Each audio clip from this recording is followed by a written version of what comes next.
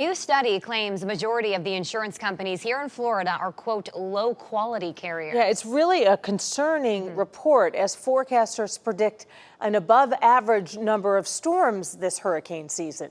Tonight, NBC2 chief political reporter Dave Elias, who covers the insurance industry for us, is getting to the bottom of this new warning. Well, researchers at Harvard University, Columbia University, and the Federal Reserve Board released this new study, which claims that new insurers moving into the state are less diversified, they have less capital, and it also questions the ratings they're given by the firm that rates them. Insurance experts condemn the claims, saying that they are not based in fact. We're taking this report with a grain of salt. Is it really accurate? In our general opinion, it isn't. The report says the new insurers serve the riskiest areas. They're less diversified and hold less capital. These companies are not as well capitalized as major national insurers. That's not a big surprise. We've always known this. That's not anything new. As a result, major ratings bureaus wouldn't rate these smaller companies, and that's when Demotech came into Florida and began rating them. The report says 20% of Demotech-rated companies could go insolvent. The 20% figure in the study is speculative.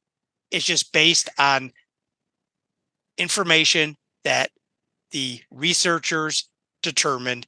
It's not based on fact. Demotech CEO Joseph Petrelli, whose firm rates Florida's insurance companies, agrees. Companies are in great shape. I don't think Floridians should be concerned at all. He says the 62-page report didn't rely on facts. The authors did not rely on the actual ratings themselves. They created a model that they thought would create these counterfactual ratings, as they call them. So no, I'm not concerned at all. A fact they admit on page 19 of their report. What do you say to people who say, well, many of these companies aren't tried and tested yet, and we're getting ready to enter what experts say could be a very active hurricane season? Yeah, I think that's a great point, Dave. I think the issue there is when Demotech reviews a company, whether they're an established company that's been through storms or whether they're a new company that is yet to face a storm, we always look at their disaster recovery plan and their catastrophe response plan. However, the Consumer Federation of America finds the report concerning. From everything that Consumer Federation of America has seen,